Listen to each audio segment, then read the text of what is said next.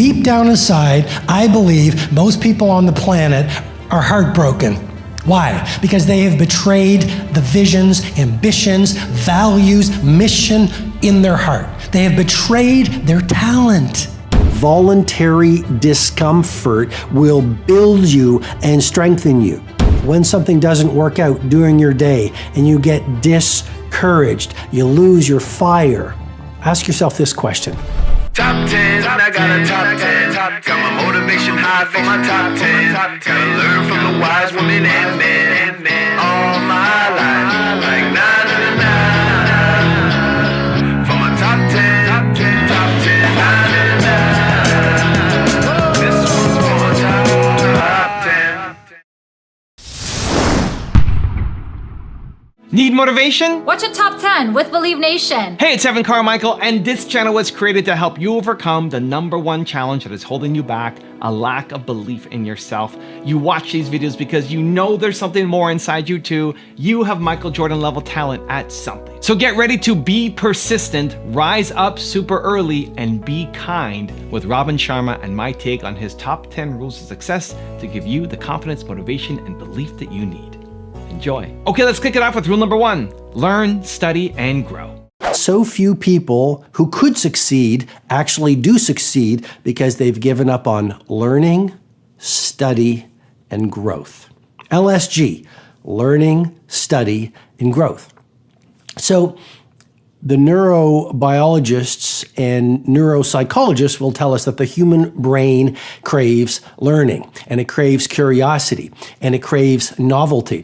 And unfortunately, a lot of us, we learned in school, but the moment we left school and walked out into the world, we've given up on our personal commitment to growth.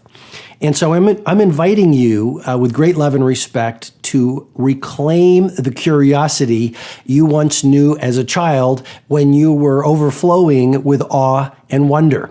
You see, our natural state is the way we're as children. We're built to be curious. We're built to be passionate. We're built to be full of energy. We're built to question things. You look at a little child and it's like, Mommy, Daddy, why?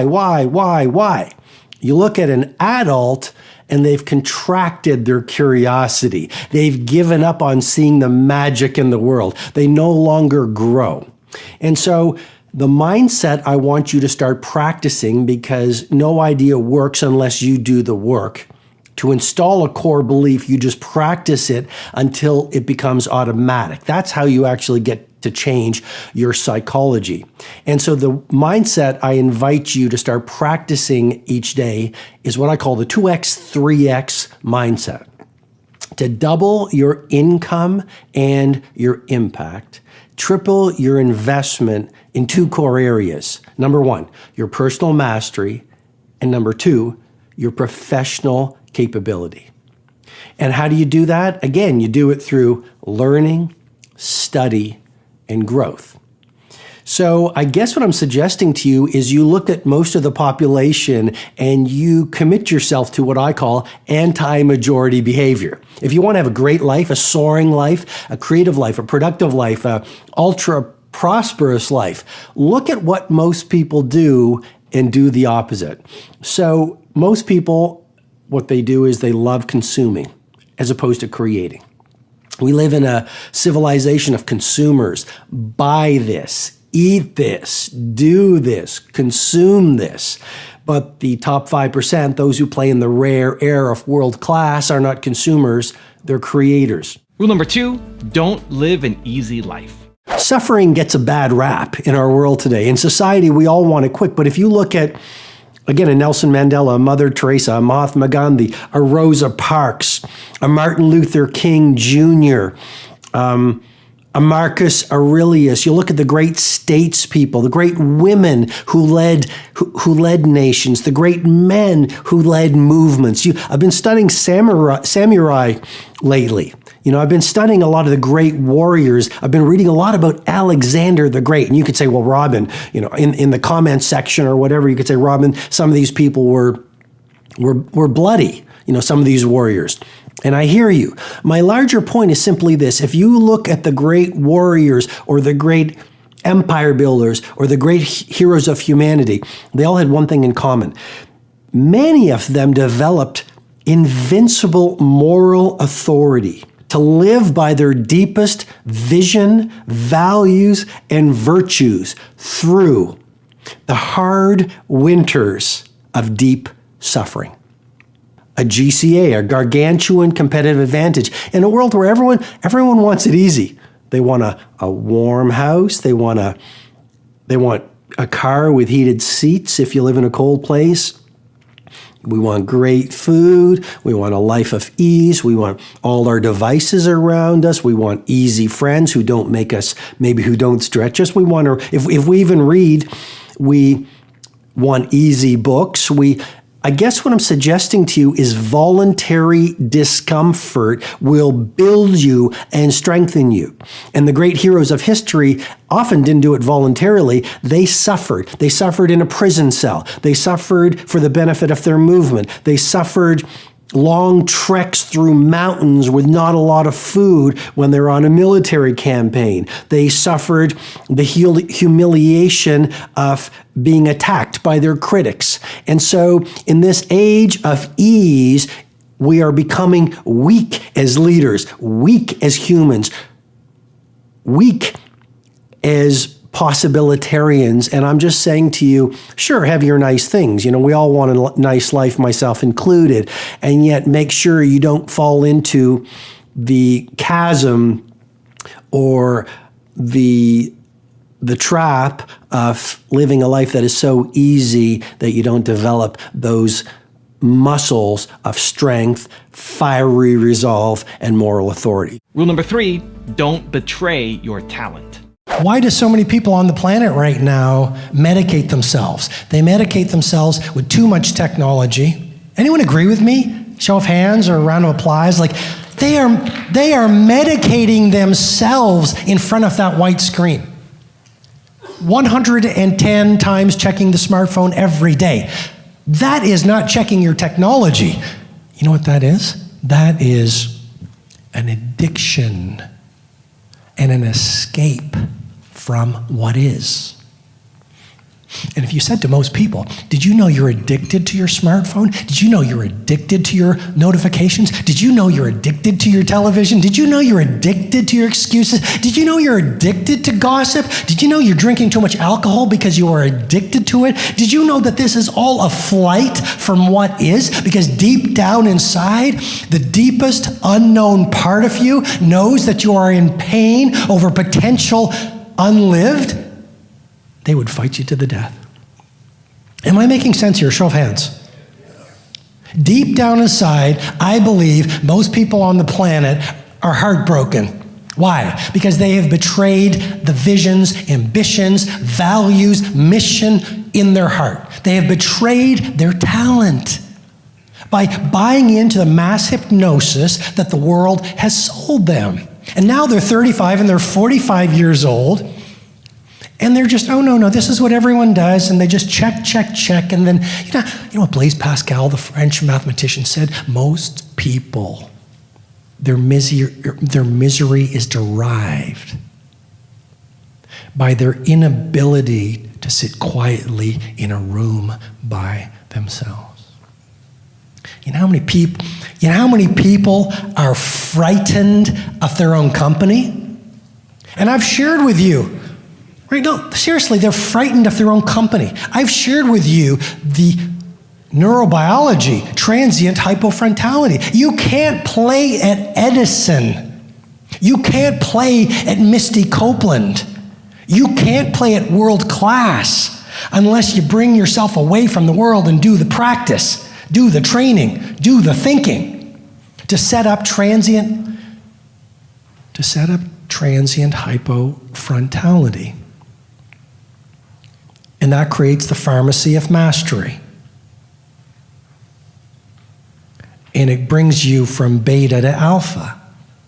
And it releases the dopamine and the serotonin. And the psychologists have told us that state is flow. And I guess what I've been suggesting with transient hypofrontality, you have flow within you. You have genius within you. Most of us are so distracted. They're so overstimulated. They're so interrupted They don't create the silent spaces where their genius can present themselves. Rule number 4, be consistent. Fourth point, persistency versus the short game.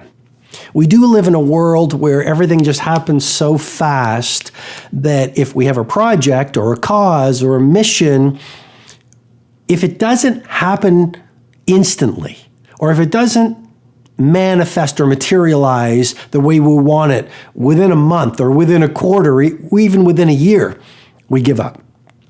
And we then start chasing the next shiny toy of opportunity. So I was in Piazza Navona in Rome a few weeks ago working on a new book. And I love Piazza Navona because it's one of the most beautiful squares on the planet. And when I'm in my creative cycle, I go there just to refuel. And if you walk into Piazza Navona, what you're going to see is, I think it's called the Four Rivers sculpture by Bernini. And the point I'm trying to make to you is, as I looked at this masterpiece of a sculpture, what I realized is the true masters are not all about impatience. They're not all about the short game. They understand that world class is a process and that genius could take decades. And what makes rare air output is the ability to stick with a singular vision of your masterpiece, whatever that is, a great company, a great family, a gorgeous life, a new book, a film, I don't know. But mastery comes through deep focus, patience, and persistency. And when I looked at Bernini's sculpture, you could see the level of detail, and so few people have it. It really is a gargantuan competitive advantage, a GC, what I teach in my work as a GCA, a gargantuan competitive advantage, because most people don't have patience anymore. Most people do not have the grit and the resolve to stay with a sculpture, that's a metaphor for you, their sculpture for maybe a year on just a little piece. And maybe the next piece of your sculpture, another year or 2 years. It took 22 years to build the Taj Mahal, but it became one of the 7 wonders of the world. That's a metaphor for you that I really want you to think about. Also, if you want to have more confidence, check out my 254 series. It's free. The link to join is in the description below. One of the real reasons we don't do the things that frighten us is because we are afraid of being judged. And so to become fearless, why not find some time every day to practice becoming fearless? Stop resisting. I encourage you, stop resisting the natural flow of epic performance. Stop resisting the natural seasons of life. Rule number 5, rise up super early. There's a reason why the visionary founder of Starbucks, Howard Schultz, rises before the sun. There's a reason why Michelle Obama rises very early. There's a reason why Tim Cook, who's leading Apple, gets up before the dawn. First of all, the hours between 4 and 6 are the time of least distraction in this age of dramatic interruption. Number 2, the hours before the sun rises is the period where your brain is most available to your primary creativity. So while you're sleeping, your brain actually washes itself, but also it lets go of the residue of the previous day while you are resting and while you are recovering. When you wake up, your thinking is fresh, your creativity is most pristine, you are most available to access your gifts and your talents. So those are some of the reasons why I encourage you to get up early. You might say, Robin, well, I'm not an early riser. I can't put mind over mattress. I can't win the battle of the bed. Grandma never got up early. Dad couldn't get up early. I guess I'm not the kind of person who can rise before the sun. And what I would suggest to you is simply this. What science confirms, and in particular the data of University College London, you do any new habit, practice it for 66 days, and you will arrive at the place of automaticity. In other words, it'll be easier to run the new habit than not to. 66 days of rising at 5 a.m. will get you to a place where it's easier to get up at 5 a.m. than not to get up at 5 a.m. You'll reach a place of automaticity. In my book, The 5 a.m. Club, I say all change is hard at first, and it's messy in the middle, and it's gorgeous at the end. I'll repeat that again because it's so important. All change is hard at first, messy in the middle, and it's gorgeous at the end. In the book, there's a chapter on the habit installation process that actually explains the 3 phases every habit goes through before you wire it into the place where it's automatic. Number 1, destruction. Number 2, integration. And number 3, implementation. Really important to remember them. So you can get up early. You can install habits. As a matter of fact, neuroplasticity, which is the phenomenon that speaks to the fact the brain is like a muscle. The more you flex it and push it, the more it's going to grow. You have that gift. It's not just for Federer and Serena Williams and Oprah Winfrey and Shakespeare and Jean-Michel Basquiat and Steve Jobs and Elon Musk. You have a brain that has the capability to grow and adapt. So what is the 20-20-20 formula that lies at the core of the 5 a.m. Club method? Well, the first 20 minutes, move. Sweat. You'll release BDNF, brain-derived neurotrophic factor, which will increase the neural connections of your brain, as well as repair brain cells damaged by stress, and also promote neurogenesis, which is the formation of new brain cells. I know this is a lot of information, but I want to give you great content in this video. Exercising for 20 minutes first thing in the morning from 5 to 5:20, the first part of the 20-20-20 formula, releases dopamine, which is the inspirational neurotransmitter. How valuable is that for your creativity and productivity for the rest of the day? Cortisol, the fear hormone, is highest first thing in the morning. Exercising will reduce it. Serotonin is released, so you'll feel happier. Now it's 5:20, you're full of energy, you've optimized your cognition, your focus is increasing. It's only 5:20, the rest of the world is asleep. Just imagine that advantage you already have. Second pocket for the 20-20-20 formula is all about reflection. We live in a world where people don't reflect anymore. A lot of people are busy being busy, but what's the point of being busy around the wrong things? So for 20 minutes from 5:20 to 5:40, you reflect, you pray or write in a journal, you meditate, you can visualize, you can script out a blueprint for a great day ahead, which habit researchers call a pre-commitment strategy, which actually increases your willpower and your ability to get your most important priorities done. Okay, now it's 5:40. From 5:40 to 6 o'clock, this is the final 20-minute pocket of the 20-20-20 formula. The first pocket was about move, the second is reflect, and the third is grow. I've coached billionaires and CEOs and NBA superstars and members of royalty for over 20 years. Here's what I've realized when I work with the best of the best. They love to learn. They love to grow. They don't see investing in yourself or investing in your skills or investing in your growth a cost. They think about the value received.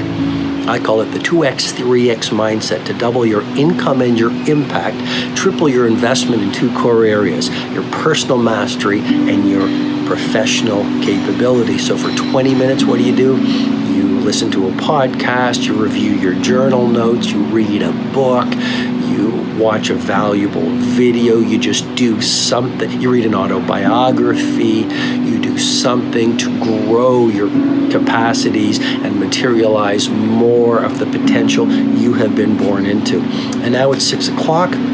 You've optimized your mindset, you've purified your heart set, you've calibrated your health set, you've escalated your soul set, you feel fundamentally different. In the 5 a.m. Club, there's another model called the 4 Habits of History Makers, and one of the elements is day stacking. The whole idea is simply this: get your mornings right. Your days are going to be fundamentally more energetic, creative, productive, and high impact. And a great week is nothing more than a series of great days, and a great month is the same thing, and a great quarter is just a a series of well-lived weeks, and it just continues and it creates this upward spiral of success just by getting from 5 a.m. to 6 a.m. your victory hour to world class every morning. Consistency really is the mother of mastery, and own your morning. You're really going to elevate your life. Rule number 6, use negative events to grow. When something doesn't work out during your day and you get discouraged, you lose your fire, ask yourself this question: what's the opportunity here? That's what WTOH stands for. What's the opportunity here? What I've realized is when things don't work out, the victim says, oh, boo-hoo, poor me. They get stuck in sadness or anger or regret. And some of them spend the rest of their life in that state. What the leader does is this: you feel the pain. You notice the disappointment. You never want to suppress that. That would build up the toxic emotions within you. So feel the disappointment. If it's, you forgot your keys somewhere, you lost your wallet, you missed a train, you missed a meeting, you lost a sale, or maybe it's something heavier. You just got your heart broken. You just lost your job. You just got some negative news from your doctor at your annual checkup. I mean, that's one of the things that happens in life. We all face very hard times. When those things happen, feel the emotion. Do not suppress it, because the quickest way out of the painful or sad emotions is straight in. But here's the real key. Ask yourself, what's the opportunity here? How can I use this small or large negative event to grow? How can I use this situation to give me more wisdom, to give me more acumen, to make me more experienced? How can I use this situation to strengthen me and fortify me? How can I use this situation to become more authentic and more real? Because it's the difficult things in life that crack open our social mask and allow us to be more real and more authentic. How can I use this situation to build my relatability so I'm more relatable to human beings? And ultimately, how can I use this situation as fuel to make my life even better? Rule number 7, simplify. If you simplify versus go complex, what happens is you can then take your energy and your focus and your personal resources and focus them on the few things that will be most important. And that's what the great ones do. They marshal and harness their resources, their mental focus, their physical energy, their personal willpower, their individual gifts, their time. I call those the 5 assets of elite performance. And they focus them on just a few things. And I want you to think about it in your life. If you stripped away all the noise, you focused on the signal, you stripped away all the complexity, you got monomaniacally concentrated on just a few things, of course you'd be brilliant at those few things. Rule number 8, don't be a pleasure seeker. Most people, the 95%, and this is no judgment, just reporting, but they're pleasure seekers. If you look at the true warriors of humanity, you look at the true empire builders, you look at the true titans who are constructing a better world, they're less about pleasure seeking because they understand that growth comes through discomfort. Willpower is built through voluntary acts of quote unquote suffering. I mean, to do hard work is to grow. To push yourself on a project to places that frighten you is to expand your creative capabilities. I hope I'm making sense for you here. But pleasure seekers don't create monuments. If you look at the Taj Mahal, if you look at Piazza Navona in Rome, if you look at the Great Wall of China, if you look at the Mona Lisa created by Da Vinci, if you look at the Sistine Chapel created by Michelangelo, if you look at any great company, okay, an Apple under Steve Jobs, for example, or it might have been Elon Musk's companies. I don't know what companies most speak to you, but if you look at any world-class company, Under Armour comes to mind. These companies took grit, they took suffering, they took relentlessness. Any creative person has to face the arrows and slings of their critics. So you get to world-class through the doorway of discomfort. And how do you build a strong inner core? You do it by walking into the metaphorical hard winters of growth. That's how you train. You look at a great athlete. It's the way they show up in the championship game is simply how they showed up in the lonely light of the early hours at practice. It wasn't easy. I mean, I always think of Muhammad Ali. He said, I didn't like any one of those early morning training sessions, but I said to myself, suffer now and spend the rest of your life as a champion. Rule number 9, be kind. We live in a world where the dominant message of society is if you want to be a leader, be sort of mean, be aggressive. You know, you got to thump your chest a little more if you want to lead the field. You got to speak a little bit louder. You've got to be all about me versus thinking about we. And so what I want to offer to you right now is simply a reminder, because your wisest part knows the truth. You know, on the last hour of your last day, when you reflect on your life, if you were not kind, I think you're going to feel heartbroken.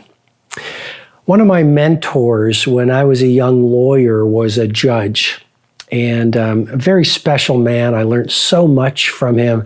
I was so incredibly influenced by his commitment to excellence, by his integrity, and by his outright honor. And a few years ago, he had retired, and I made the trek back to where he was living. And we spent 2 glorious hours together where we remembered, you know, our best times when I was working for him. And towards the end of our conversation, I asked him for advice, you know, like, what's most important? What are the best lessons you've learned from life? What suggestions do you have for me as I go forward, as I pursue my mountaintops? And he said this, and he said, you know, he spoke of excellence and he spoke of honesty. And then at the very end of our conversation, he said, and Robin, please always remember to be kind. He said, oh, Robin, it's so important to be kind. And then he reached over and he did something he'd never done. He hugged me and he said, Robin, I love you. And rule number 10, the last one before a very special bonus clip, is start thinking like a leader. Leadership is not about a title.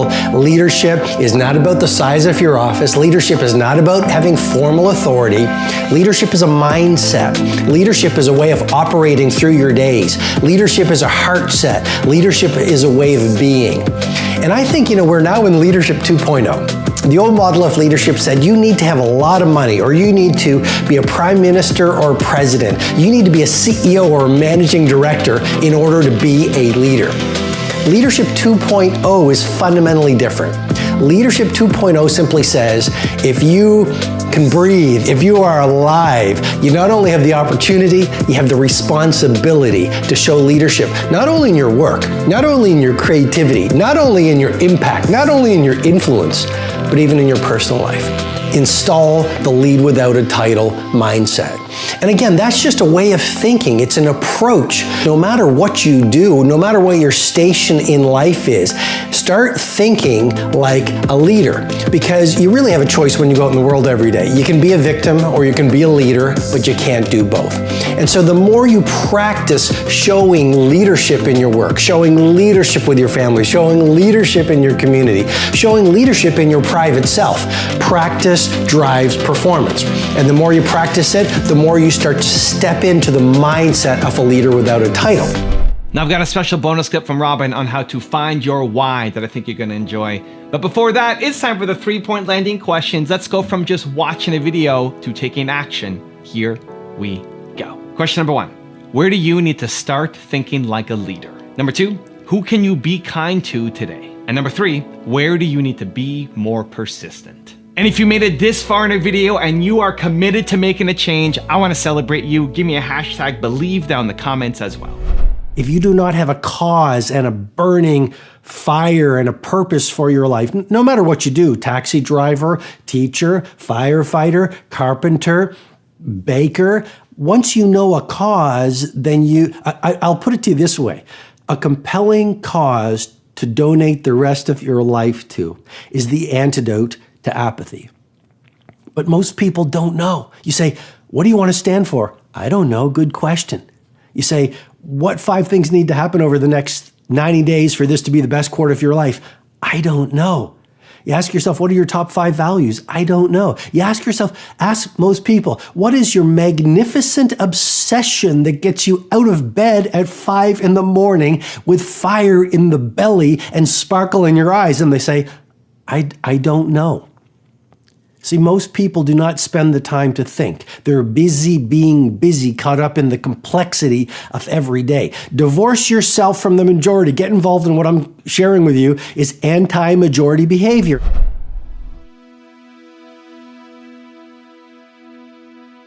If you want another amazing video highlighting excellence in the Indian community, check it out right there next to me. I think you'll enjoy it. Continue to believe, and I'll see you there.